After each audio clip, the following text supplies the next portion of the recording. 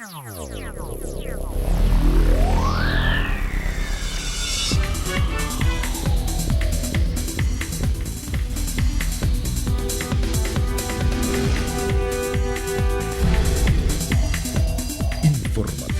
Mira TV está en ti. Amigas y amigos, sean todas y todos bienvenidos a la entrevista. Como siempre, un placer contar con su gentileza, su amable audiencia. Hoy tenemos como invitado a un buen amigo. Se trata del abogado Felipe Mujica, es secretario general del Movimiento al Socialismo, más forma parte de la llamada Mesa de Diálogo Nacional y está aquí con nosotros. Digamos que este es el programa de cierre de año. Este va a ser para mí el último programa que voy a hacer en vivo.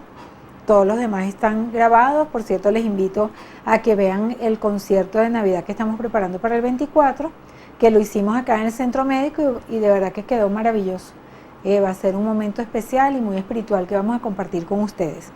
Pero como les decía, me parece que es súper oportuno contar con la presencia de nuestro amigo Felipe Mujica, porque yo en lo personal y como venezolana le quiero preguntar si después de todo ese gran esfuerzo que hicieron ellos, él al lado de otros partidos políticos muy importantes de nuestro país, de conformar la mesa de diálogo que pues tiene una cantidad de puntos que todavía están en desarrollo, pero que también les generó a ellos incluso una estigmatización de su actuación política en ese momento, que lo pudimos observar todos nosotros en redes sociales, en medios y respuestas y opiniones que se generaron a raíz de esa mesa. Mi pregunta inicial, aparte de darle la bienvenida y sentirme muy contenta y honrada por su presencia el día de hoy, es si eso valió la pena. Bienvenido, Felipe. Bueno, estabas con un poquito de tosecita, pero ¿cómo estás, Hechi? Siempre súper con mucho afecto, bienvenido. Sí, estamos en vivo. Ah, estamos en vivo, entonces vamos a tener que darle así. Con tos, así es. Sí, vamos a darle entonces, vamos a hacer el esfuerzo. Mira, sobre el tema que estabas preguntando, hay una primera cosa que quiero... Ese es el frío, Felipe, que tú vives en una zona fría. Viniste con frío y llegaste con frío aquí. Yo creo que es la peste. Ajá.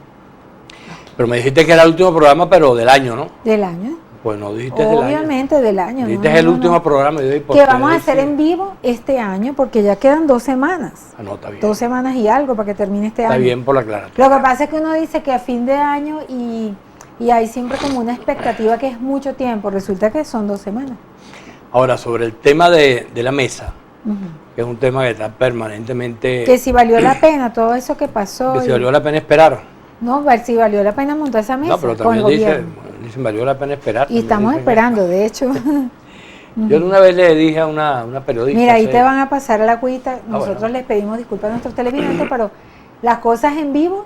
Son de esa manera. Son de esa manera y además que nos complace que ustedes vean, sobre todo que estamos aquí en la ola de la noticia, porque Felipe es la noticia para nosotros el día de hoy. Y si no fuese así sería muy fastidioso. Entonces, ajá.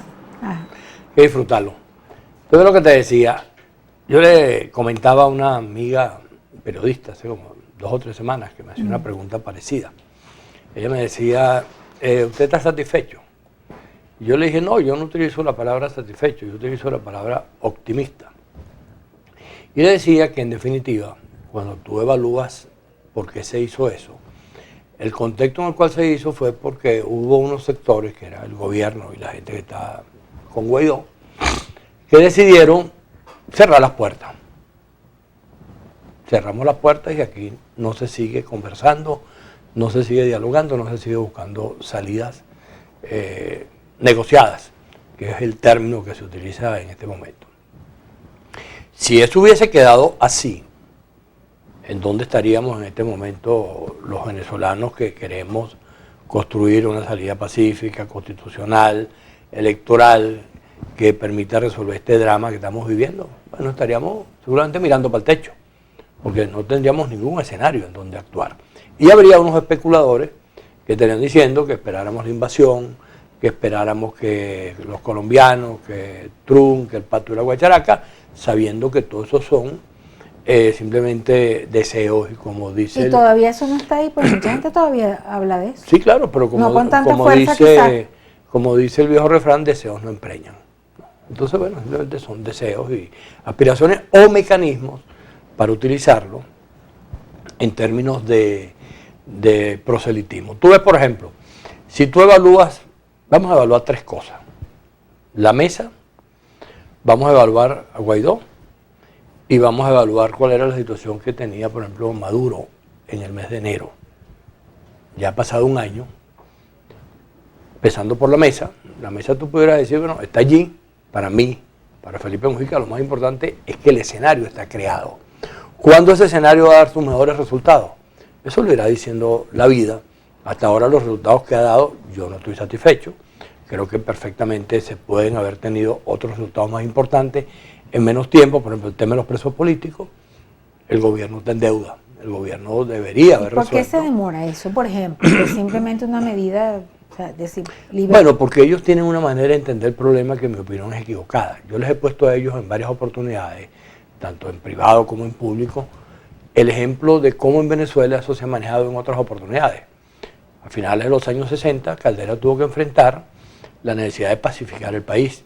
Caldera tenía un partido comunista en las armas, un movimiento de izquierda revolucionaria en las armas, dirigentes políticos de muchísima importancia, Pompeyo Márquez, Teodoro Pekov, García Ponce, Moisés Moreiro, etc.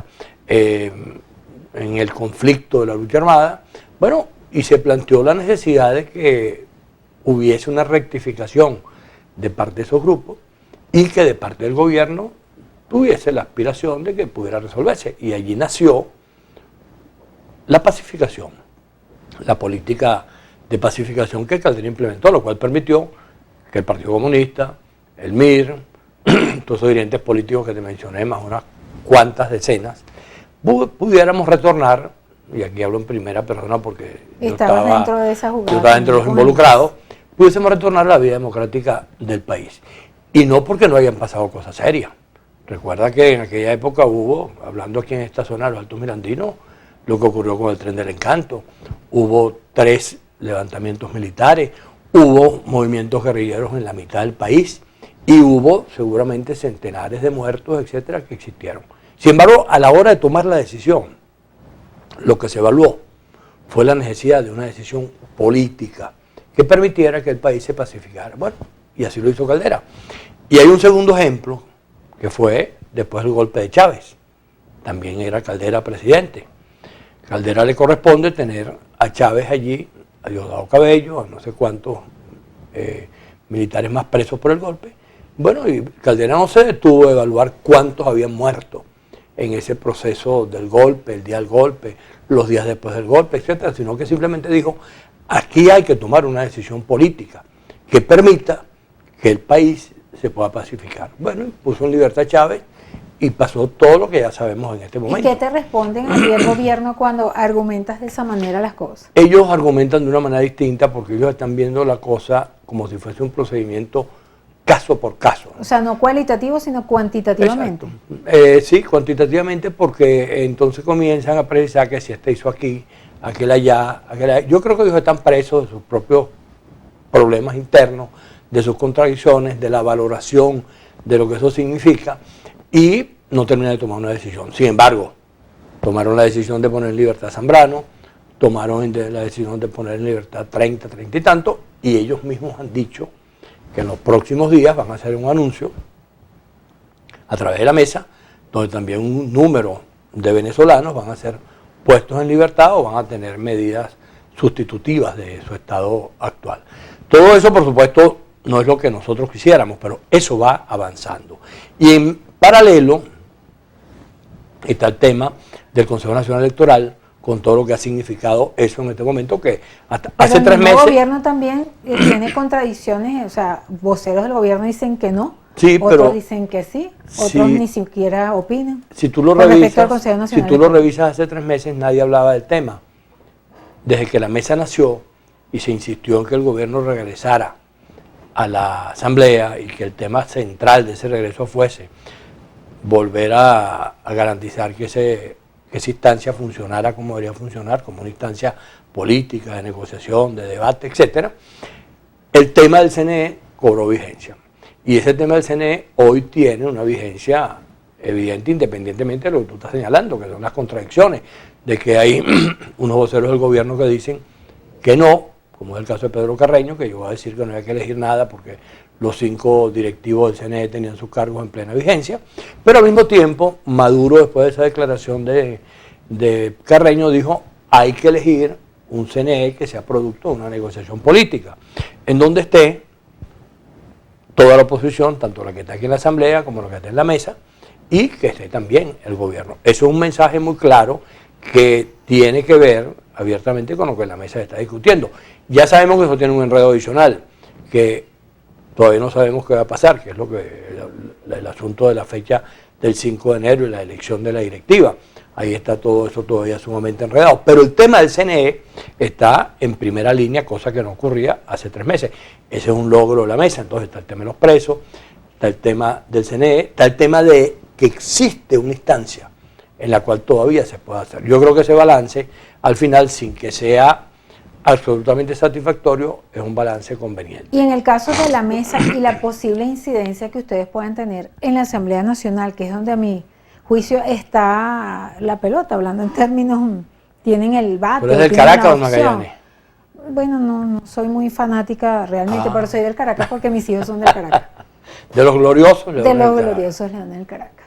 Bueno, bien, tiene la Asamblea Nacional, no obstante, todavía pareciera que están en pleno puje, ¿no?, para saber quién va a ostentar por fin la presidencia. Están también planteando la idea de que los diputados que están en el exilio puedan inclusive votar y todo ese tema, ¿no?, para a los efectos de que quede Guaidó como presidente o que puedan cambiar el presidente de ese cuerpo colegiado, donde estaría en todo caso la posibilidad de hacer el cambio del Consejo Nacional Electoral. Bueno, en principio eso está absolutamente claro. Se supone que la Asamblea Nacional tiene unas competencias para elegirlo. En otras condiciones, si hubiese operado los acuerdos políticos racionales y hubiese una comunicación sensata en el seno de la Asamblea, ellos hubiesen hecho lo que todo el mundo dice que hay que hacer, un acuerdo político, y hubiesen electo el CNE. ¿Por qué no lo eligen? Bueno, porque ninguno de los dos está de acuerdo en una modalidad determinada. Al no elegirlo la Asamblea, termina en una opción que está allí también, que en otros momentos se ha aplicado, que es que en vez de ser la Asamblea, es el TCJ, el que le corresponde elegir. Ahora, esa elección del TCJ siempre tendrá que ser en el medio de un acuerdo como el que Maduro, por el gobierno de alguna manera como el que Maduro acaba de señalar, un acuerdo político. Lo elija el TCJ o lo elija la Asamblea. Lo deseable, en mi opinión, es que fuese la Asamblea, pero si la Asamblea no se puede poner de acuerdo, lo más importante es que se elija, y que se elija en una instancia donde se pueda hacer el acuerdo político. Y si se estigmatiza ese nuevo Consejo Nacional Electoral, dadas las circunstancias, por ejemplo, que sea el TCJ, bueno, y se estigmatiza de nuevo, no, ese tampoco nos gusta. Depende cuál sea, porque si tú tienes un Consejo Nacional Electoral donde las personalidades que lo integran garantizan lo que estamos diciendo, que es un consejo plural, un consejo donde hay una representación de la oposición y del gobierno, en donde se asuma las cosas de manera distinta. Los grupos ya tienen sus candidatos. Por ejemplo, en la mesa, ustedes tienen unas personas, nombres que pudiesen eventualmente representar a ese grupo político en ese Consejo Nacional Electoral. Tú sabes que todo tiene su tiempo. Todavía no es el tiempo de los candidatos del CNE. Ahorita es el tiempo de garantizar que se pueda tomar la decisión. Cuando ya estemos claros que se va a tomar la decisión, van a aparecer los candidatos, y ahí creo yo centenares de personalidades venezolanas que perfectamente pudieran estar allí con un perfil que diga no puede ser militante de partido o no debe ser militante de partido, con un perfil que diga tú vas a manejar el problema con un interés fundamental que es Venezuela y no los intereses particulares de nadie, y vas a garantizar cosas que en este momento no existen. Por ejemplo, se habla por consenso casi que la proporcionalidad debe regresar. Se habla de la necesidad de que los partidos que no tienen tarjeta producto de X circunstancia, pueda haber un proceso para que recuperen sus tarjetas. Estamos hablando de partidos como Acción Democrática, Un Nuevo Tiempo. No sé cuál será la situación de Primero Justicia y de Voluntad Popular, porque no conozco cuál es la opinión que ellos tienen al respecto. Se está hablando de restituir un conjunto de garantías que no han sido practicadas en el pasado, y sobre todo que el CNE sea una instancia donde estén representadas las distintas visiones políticas. Están los miembros, están los suplentes, está la estructura del CNE, la estructura regional, y el esquema que hasta ahora se ha discutido en la mesa es que eso vuelva a lo que fue en algún momento cuando el CNE era una instancia que operaba no bajo los intereses particulares de nadie, sino bajo la instancia y los mecanismos de consenso que había que crear. Entonces, desde ese punto de vista, hay una cantidad de cosas avanzadas y todo eso se debe hasta ahora a lo poco o lo mucho que esa mesa ha hecho. Yo te decía que había que balancear otras dos cosas. Por ejemplo, vamos a balancear a Maduro. Maduro puede estar mejor en términos de como estaba en enero, políticamente hablando, pero el tema principal de Maduro no es cómo está él, sino cómo está el país, y el país está peor que como estábamos en enero desde el punto de vista de la Venezuela que tenemos hoy. Tenemos incluso los riesgos producto de los conflictos internos, que ese desastre que está planteado todavía en la Asamblea sobre cómo va a ser la directiva, termine de cualquier manera producto de la confrontación entre los dos sectores. Y te hablaba de Guaidó. Podemos balancear, podemos preguntarle a cualquier venezolano, ¿dónde estabas tú en enero cuando Guaidó prometió las cosas que prometió? ¿Y dónde está hoy Guaidó y dónde está el país a partir de las cosas que prometió? Está peor que Maduro, seguramente, porque en el caso de Maduro, él sigue ejerciendo de manera directa el gobierno, pero en el caso de Guaidó, todas las promesas que Guaidó le hizo al país, el cese de usurpación, el gobierno de transición y las elecciones, que fue su mantra, bueno, ¿dónde está eso? En la próxima parte, Felipe, vamos a seguir conversando acerca de este tema y sobre todo a ver cuál es tu análisis en cuanto a desentrañar todas estas situaciones que estamos viviendo los venezolanos, todo esto en el marco de una dolarización de facto en el términos económicos que está viviendo Venezuela, donde uno de los factores que no está en ese curso de dolarización es el salario de los venezolanos. Esta realidad sigue su curso mientras los políticos no terminan de ponerse de acuerdo. Vamos a ver cuál es el análisis de nuestro invitado. En la próxima parte de este espacio, sigan allí con nosotros.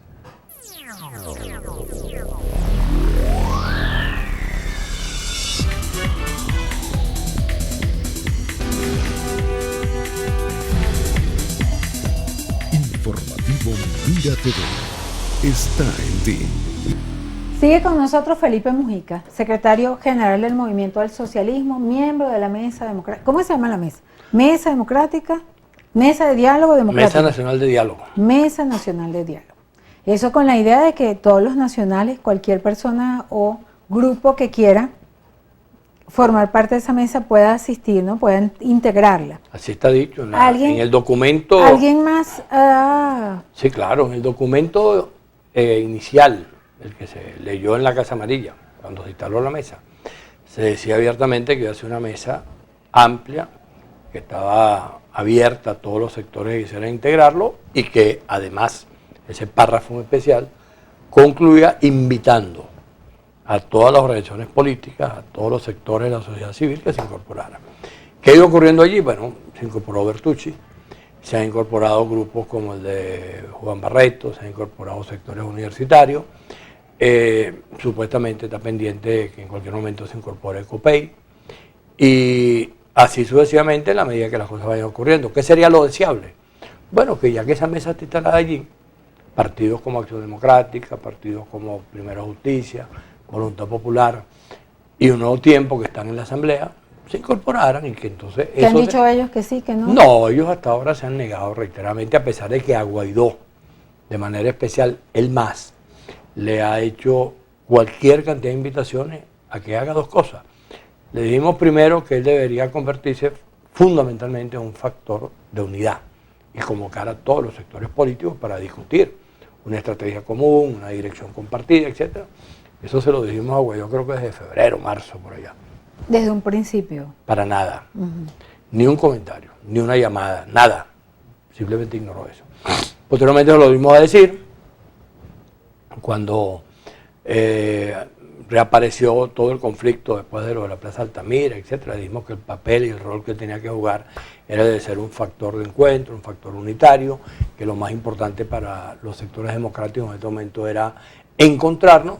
Bueno, e igual tampoco le hizo caso en absoluto. Y otros sectores que han manifestado simpatía con la mesa, bueno, eso está abierto allí para el que quiera incorporarse sin ningún tipo de limitaciones, más allá de asumir que esa mesa, su propósito principal es mantener abierto el diálogo en términos de que los venezolanos podamos seguir buscando una salida electoral pacífica, democrática y constitucional a este caos en el cual estamos colocados, porque tenemos la mala suerte de tener el peor gobierno de la historia, pero también hemos tenido en una buena medida a la peor oposición de la historia, y esta combinación ha resultado letal. ¿Y cómo se ven ustedes como el más dentro de esa Asumiendo nuestra responsabilidad. Nosotros lo hemos dicho, por ejemplo, nosotros dijimos haber respaldado a Chávez es el peor error político que él más puede haber cometido.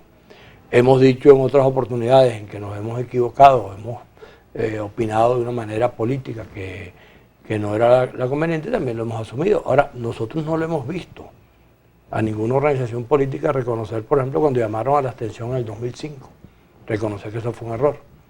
Cuando llamaron después, en otros momentos, a la abstención, reconocer que eso ha sido algún error. Entonces, cuando nosotros hablamos de la oposición, hablamos en primera persona, precisamente para no colocarnos en la idea de que, bueno, ¿y dónde estaban ustedes? No, nosotros hemos estado allí, hemos jugado un papel. Si tú te pones a revisar los últimos años de las cosas que él más ha dicho, por ejemplo, ¿quién habló aquí, en primer lugar, de que había que reconciliar y había que dialogar? El MAS. En aquel momento nos dijeron que éramos unos locos, de lado y lado, los sectores extremistas de... ¿Se podrá lograr esa reconciliación? Hablábamos también inclusive del tema económico, que es un temazo para un programa especial contigo, pero que siempre hay que tocarlo por lo menos... La reconciliación siempre será posible. Acuérdate cómo son las cosas entre los seres humanos, eso no es un problema político. Si tú peleas con un hijo tuyo, peleaste, ¿verdad? Pero te reconcilias, en algún momento te encuentras y se sinceran y se dicen las cosas y se abrazan y se besan, lo que hacen todos los seres humanos. ¿Crees que el gobierno antes del 24, en estas próximas horas, libere presos políticos, como ustedes inclusive lo han dicho en ruedas de prensa, lo han solicitado?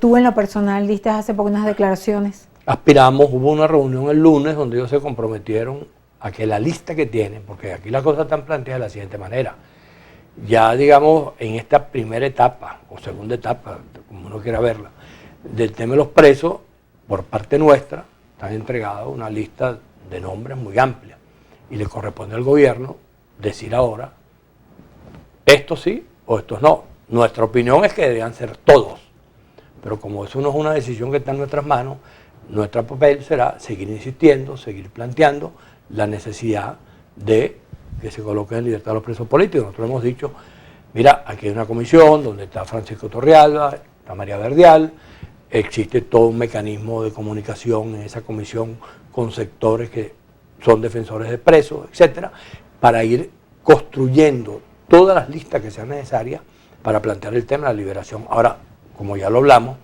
no depende solamente de que tú coloques los nombres, depende también de la decisión que tome el gobierno. En esa materia no queda otra cosa que insistir y donde aparezcan nombres. ¿Y qué respondieron ellos? Bueno, ya dijeron que iban a dar una lista de nombres hoy, a esta hora ya deberían estarle entregando para ver a cuántos asciende y anunciarle al país que hay un nuevo grupo de detenidos políticos que tienen que ser puestos en libertad como producto de los acuerdos que se han hecho en el seno de la mesa. Porque fíjate, eso es interesantísimo, porque muchas veces el gobierno ha negado digamos, la realidad de presos políticos en Venezuela, y si ceden ante estos planteamientos de la mesa, ya es un reconocimiento, es profeso, ¿no? Sí, bueno, ya lo hicieron con Zambrano. Inicialmente. Y después lo hicieron como con 30, más que 30, 36 que liberaron. Ellos saben que hay presos políticos. Muchos de ellos fueron presos políticos en otros momentos de la vida política venezolana. Entonces, ellos saben de qué se trata y pasaron por la experiencia de haber sido presos, o sus padres o sus hermanos haber sido presos, y cuando se tomó la decisión de liberarlos, nadie se colocó en la condición en que ellos se han colocado. Se lo hemos dicho de mil maneras: mire, hermano, no sigan viendo caso por caso, sí, eso no tiene fíjate sentido. Que el Foro Penal acaba de hacer como un reporte de fin de año y dicen que aumentó precisamente los arrestos por cuestiones políticas en el 2019. No tiene nada de raro, porque recuerda que mientras ellos están hablando de liberar presos, al mismo tiempo hacen anuncios sobre parlamentarios. Es decir, es un problema de una conducta política que no termina de ser coherente, en cuanto que lo que hay que buscar en el país es un clima de pacificación y un clima de paz. Que muchas personas han criticado que la mesa se haya instaurado para hablar con el gobierno.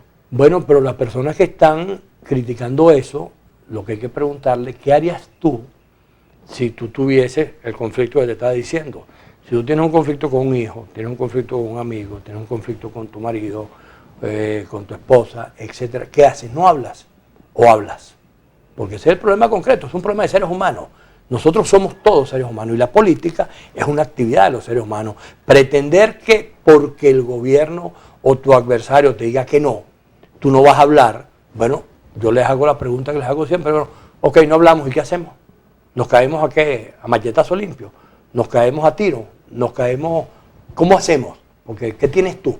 ¿Tú tienes algún dispositivo militar que te permita? Porque esas soluciones también existen y nadie tiene por qué negarlas. Bolívar se cayó a tiro con los españoles y logró la libertad de 6-7 países en América Latina, en todo lo que fue la guerra de independencia. Pero así como eso, hubo también la posibilidad de que Bolívar dialogara y se reuniera con españoles en pleno proceso de guerra, etc. Es decir, la historia de la humanidad está llena de ejemplos de esa naturaleza, donde los dos mecanismos, el mecanismo de la violencia existe y el mecanismo que trata de no ser violento también existe. ¿Qué es lo que tenemos que hacer los seres humanos? Si yo peleo contigo, yo no agarro un bate para caerte batazo. No, yo busco la manera de decirte a ti, mira... Yo me defendería. Bueno, por eso te digo, y yo buscaría la manera de decirte a ti, mira, un momentico, si vamos a hablar, para tratar de no seguir en esto, y buscar una solución, independientemente de que no sea la que todos aspiramos. Pero lo que no tiene sentido es decir, yo no dialogo, yo no converso, yo no negocio, y después cuando yo te pregunto, ¿qué hacemos? Te me quedas callado y te me quedas mirando para el techo. Porque hay factores que no quieren dialogar. Bueno, porque simplemente es una manera de hacer no política, sino proselitismo político. Cuando yo, por ejemplo, digo, vamos a esperar la invasión, yo sé que eso no viene. Ahí está la reciente declaración que dio el Congreso de los Estados Unidos, donde están los demócratas y los republicanos, diciendo que eso no existía. Y antes le habían dado otros factores. Ahora, cuando yo vendo eso, cuando el plan de Guaidó implicaba de alguna manera estimular soluciones de esa naturaleza, que cuando tú ves la experiencia de América del Sur, mira, ahí está Uruguay, Argentina, Bolivia mismo, Perú, Ecuador, en todos esos países, lo que ha pasado teniendo que atravesar primero procesos electorales. Ahora, resulta que Venezuela es el único país de América del Sur donde nosotros nos vamos a negar a que la posibilidad de una salida sea en un terreno electoral como se está planteando, con un nuevo CNE, en otras condiciones, con lo que hemos dicho en relación a los partidos políticos, lo que hemos dicho en relación a la proporcionalidad, que es buscar la posibilidad de que el voto, como instrumento de lucha política, que es lo que es el voto, sea rescatado y sea utilizado. Si nosotros tenemos, en base al mantra, que también la mesa tiene su mantra, ¿no?, de las opciones que ustedes escriben en ese inicial documento fundacional, ¿qué conclusiones podemos ofrecer a los venezolanos en este momento, sobre todo con la base de las expectativas que hay a partir del 1 de enero del año que viene? Específicamente del 5, vamos a darle esos 5 días de tranquilidad a la gente. Bueno, yo diría que lo del 5 está en pleno desarrollo. No es que va a ocurrir el 5. Claro, se está negociando. Todo lo que estamos viendo indica que lo del 5 es una suerte de situación en la cual yo le... Que es la selección de la nueva directiva de la Sí, yo diría que lo que se le pudiera aplicar ahí para describirlo es que el 5 es como sábado en la noche, que cualquier cosa puede ocurrir. Entonces, cuando tú lo aplicas, te darás cuenta que la situación que está allí permite efectivamente ese tipo de conclusiones, porque no se sabe si Guaidó va a ser candidato o no va a ser candidato. Hay cualquier cantidad de especulaciones al respecto. No se sabe si tiene los mismos números de hace un año atrás. Cuando tú revisas lo que ha ocurrido, te das cuenta que no tiene los mismos números. Entonces Guaidó pudiera estar en dos circunstancias. O pierde o gana por menos de lo que ganó la vez anterior. Hay quienes dicen que hay otra posibilidad, que es que Guaidó se vaya y mantenga el gobierno en el exilio y deje aquí al frente de la Asamblea a otro diputado, por lo menos de aquí al 5 hasta que se termine eligiendo. Y en medio de todo eso surge el berenjenal que se armó el martes. El martes aprueban una cosa más o menos a la venezolana, pues, bien enloquecida, que es que la gente puede votar si estás durmiendo, si estás haciendo el amor, si te estás bañando, donde tú estés puedes agarrar y votas, de acuerdo con esa versión del asunto, ¿no? Ahora, eso, todo el mundo sabe que eso no en ninguna parte del mundo se hace de esa manera. Todavía no ha llegado los desarrollos humanos a que la tecnología sustituya la posibilidad de que tú tengas que estar presente en un hecho donde si tú no estás allí, nadie sabe si eres tú. Y menos una situación tan sensible como la que vivimos en términos electorales. Entonces toman esa decisión, ellos saben ya que a lo mejor hoy, en este momento estamos hablando tú y yo, aparece la decisión del tribunal echando para atrás la decisión de la Asamblea. Entonces volvemos a convivir en el conflicto. El conflicto es si tú estás en desacato, el conflicto que el único organismo es la Asamblea, que tenemos 2 tribunales en el exilio, que ahora tenemos 2 gobiernos, 2 presidentes, ahora podemos tener uno que se vaya para el exilio definitivamente, otro que esté aquí, y podemos llegar al colmo de tener 2 directivas del 5, una electa tecnológicamente y otra electa de cuerpo presente. ¿Y a quién le va a corresponder determinar la viabilidad de una o de la otra? A los 2 tribunales será, o a los 3, porque ellos tienen 2 en el exilio, más el que está aquí. Serían 3 tribunales que estarían decidiendo sobre cuál de esa directiva tiene vigencia. Por eso te digo, en este momento que estamos hablando, la situación está caracterizada por algo que me parece bien interesante, que es que no tenemos posibilidad de fastidiarnos. Pero, desde el otro esquema, que es tratar de visualizar lo que va a ocurrir, es muy difícil en este momento.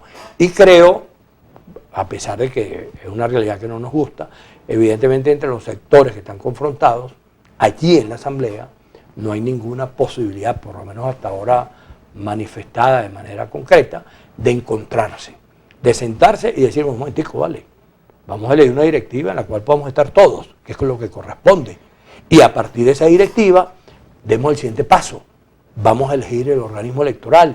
Y a partir de ese paso, decirle al organismo electoral, fije fecha de elecciones y contemple los procesos que en Venezuela haya que dar en los tiempos que vienen en nuestra vida política. Y nosotros lo que podríamos hacer eventualmente es hacer el primer programa del año que viene para analizar después del 5 lo que haya pasado en ese escenario tan importante como es la Asamblea Nacional. Bueno, si tu programa es después del 5, haremos eso. Haremos eso. Nos veremos después del 5. Muchísimas gracias, Felipe. Gracias a ti. Un verdadero placer, como siempre, contar con tu presencia acá en este escenario y bueno, que pases una feliz Navidad y un placentero feliz año en familia. Felices Pascua y feliz año. Así es. Muchísimas gracias, Felipe Mujica, secretario general del Movimiento al Socialismo. Ustedes, nuestros queridos y distinguidos televidentes, gracias como siempre por permitirnos entrar a sus hogares a través de la pantalla de Mira TV.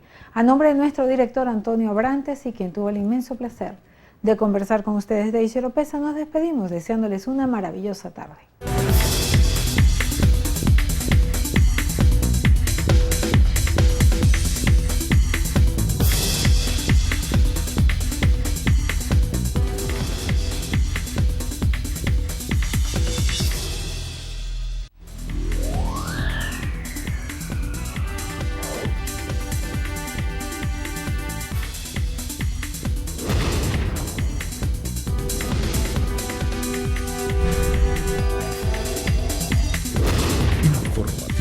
Mira TV está en ti.